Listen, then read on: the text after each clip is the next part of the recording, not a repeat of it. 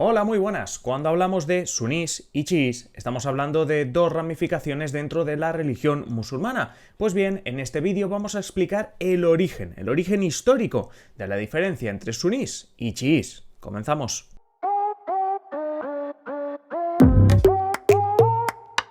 Vamos a explicar la diferencia histórica. Esto quiere decir que si veis la duración del vídeo, para explicar algo tan complejo parece que vaya a durar muy poco.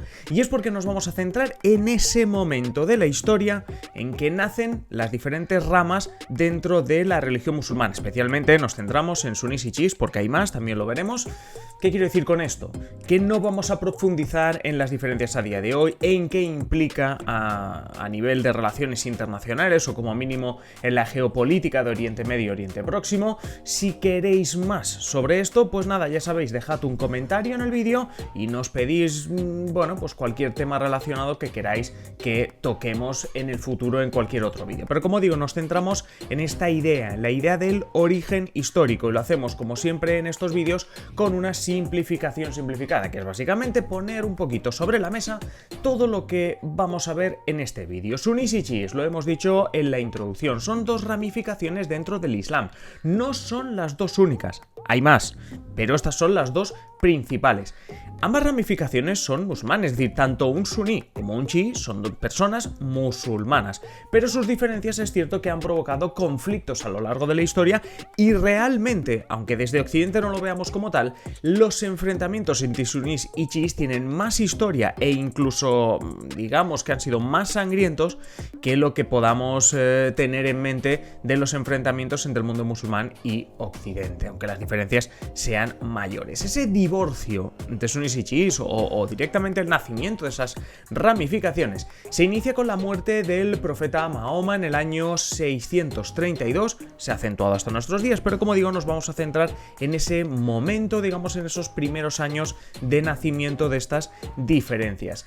Al final, en cada país los conflictos actuales se definen por qué rama, sunís o chiís, gobiernan en un país o son mayoría o son minoría en cada país, y esto ha determinado un poco, pues como digo, las relaciones internacionales entre los diferentes países del mundo árabe, que como digo, tocaremos unos segunditos al final, pero realmente no nos vamos a centrar en eso. En lo que nos vamos a centrar realmente es en explicar esta diferencia o este contexto histórico. Antes, unos pequeños datos, deciros que se calcula que hay 1.600 millones de musulmanes en el mundo a día de hoy, que la religión musulmana tiene diferentes ramificaciones como casi cualquier religión, entre las que destacan obviamente la suní y la chií y en menor medida también la yaridí, de la que hablaremos un poquito también en el vídeo de hoy. Y quién es la mayoritaria en general, no digo en un país concreto, sino en general, la mayoritaria es la suní, porque se calcula que alrededor del 80% de la población musulmana del mundo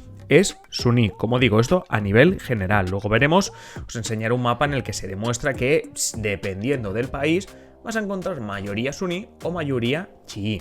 Pero vámonos al origen, vámonos a lo que veníamos a explicar en este vídeo. Nos centramos en el año 632, año de la muerte del profeta Mahoma. Los seguidores de Mahoma se debaten sobre quién debe ser el sucesor, algo que no generaba consenso precisamente. Ali ibn Abi, el primo y yerno de Mahoma, reclama su derecho a ser ese sucesor. Para todos los musulmanes, para todos, Ali ibn Abi tenía cierto prestigio, cierto valor, pero había una parte que lo apoyaba, que eran los chiís, y otra parte que realmente no lo veía con ese poder divino, con ese carácter divino que debía tener el sucesor del profeta Mahoma. Pero como digo, quedaos con este dato, si lo queréis llamar así, y es que los chiís apoyaban a Ali ibn como sucesor de Mahoma.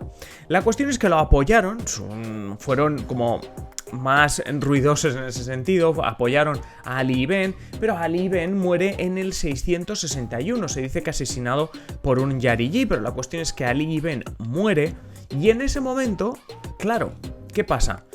Que hay que elegir otra vez al sucesor. Hay diferentes corrientes. Como digo, los sunís ya no estaban del todo convencidos de que Ali ibn tomase la responsabilidad de suceder al profeta Mahoma. Pero es que en este momento, con la muerte de Ali ibn, esas dudas o esa diferencia o ese conflicto entre chiíes y sunís se acentúa. Los chiíes, por una parte, consideran que Mahoma, antes de morir, reunió a 100.000 creyentes para nombrar a Ali ibn como sucesor. Es decir, que los chiíes justificaban su apoyo a Ali ibn diciendo: no, es que antes de morir Mahoma reunió a 100.000 creyentes para señalar a Ali ibn como el día que yo muera, este será mi sucesor. Los sunís no creían en esa historia, no creían eso.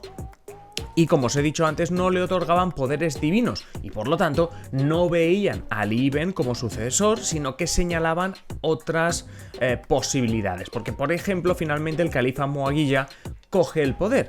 Y aquí sí que es verdad que los sunís dicen: vale. ¿Qué pasa? Que ahora son los chiíes los que consideran como usurpadores a los sucesores. Es decir, a partir de entonces, si Muawiya coge el poder, los chiíes dicen: no, quien tendría que haber cogido el poder es el sucesor de Ali ibn. Como lo ha cogido Muawiya, a partir de entonces los chiíes dicen: cualquier cosa que salga después de Muawiya yo no lo considero como un sucesor legítimo, sino que para mí el sucesor legítimo tendría que haber sido de la parte de Ali ibn. Oye, y a todo esto los yariyís, que ya sabemos que son una rama bastante, digamos, minoritaria, ¿qué dicen con todo esto? Bueno, pues más allá de las diferencias con otras corrientes, digamos que, si tuviésemos que resumirlo muchísimo, son más partidarios de un poder emanado del pueblo. Sí que es verdad que obviamente tienen su papel dentro de este conflicto, pero como digo, finalmente estamos hablando de una corriente bastante minoritaria. Y es que hay que decir que, lo decíamos antes, se calcula que entre el 80-85% de la población musulmana es suní, alrededor de un 10-15% es chií. Entonces, pues el poco porcentaje que queda, hay diferentes corrientes minoritarias, como por ejemplo la yariyí, que en este mapa elaborado por El Mundo sí que es verdad que los podemos ver concentrados en Omán, y es que estamos viendo dónde es mayoría, ya no en cada país, porque veis que los colores van un poco mezclándose, porque esto no entiende de fronteras físicas. Vemos que se van mezclando, pero sobre todo podemos señalar a Irán como la capital, digámoslo así, de los chiíes, gobernada también por un gobierno chií, de tradición chií, mayoría chií. Luego tenemos una cuestión bastante irónica, si lo queréis llamar así, que es Siria. Siria, como veis, domina el color azul, por tanto domina la mayoría suní entre la población, pero está comandada desde hace décadas por, bueno, Bashar al-Assad y su padre, que básicamente son de religión chií. O sea que ahí también es un poco curioso lo que pasa en Siria, y digamos, aparte de curioso, nos ayuda quizá a entender también, más allá del papel que tuvo la primavera árabe en encender el conflicto sirio, nos ayuda a entender también esta mayoría suní en un país gobernado por chiíes, pues un poco la guerra de Siria, que ha durado más de una década. Luego tenemos otros países como por ejemplo Irak, en el que hay básicamente pues mitad y mitad, como podemos ver, y luego sí que vemos aquellos países más poderosos a nivel económico, como Arabia Saudí, los Emiratos Árabes, Qatar, etcétera, donde, bueno, pues la religión o la rama suní se impone sin ninguna duda. Y también el hecho de que sean los países con mayor poder económico los que sean de mayoría suní ayuda a explicar también cómo en Occidente la tradición islamista, la tradición musulmana más seguida es la tradición suní. Y como digo, no nos centramos en eso, pero no quiero dejar de enseñaros este mapa hecho por los compañeros del Orden Mundial, en el que lo que vemos es cómo también esta diferencia entre las religiones o entre las corrientes nos ayuda a explicar un poquito, nos ayuda a entender un poco también las diferencias a nivel geopolíticas y quién trata de influir dónde. Por ejemplo, Irán estaba muy interesada en apoyar a Bashar al-Assad en esa guerra civil en Siria. ¿Por qué? Porque hay pocos países donde esté gobernando la rama chií, y por tanto Irán, cuanta más influencia puede ejercer, pues muchísimo mejor para sus intereses. Por tanto, también entendemos ese tema. También podemos entender cómo Arabia Saudí y otros países presionaron a los Estados Unidos de Donald Trump para que el acuerdo de no proliferación nuclear con Irán no saliese adelante. Se puede entender también como la alianza que había o la intensificación de relaciones entre Donald Trump y los Estados Unidos de Donald Trump con Israel hicieron en su momento que se firmasen ciertos acuerdos con países de mayoría suní, a cambio de el apoyo, el reconocimiento al Estado de Israel, favores a nivel de armas, económicos y demás, pero bueno, se entiende un poco esa relación, que es verdad que con Joe Biden no se ha relajado demasiado, no ha habido un cambio radical, pero bueno, que sepamos un poquito estas diferencias y como digo, que al final estas diferencias entre sunís y chiís,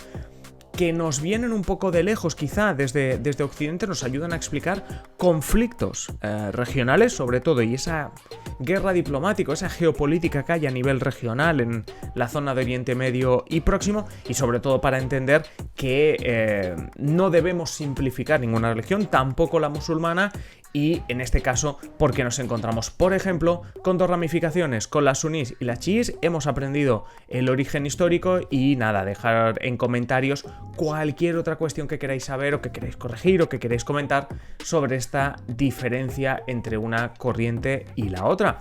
Nada más por mi parte, ya sabéis que podéis darle like al vídeo si os ha gustado, suscribiros al canal si no lo estáis y por supuesto haceros mecenas para conseguir mucho más contenido en exclusiva de, bueno, pues tanto de YouTube como de nuestros podcasts. Así que nada, un saludo.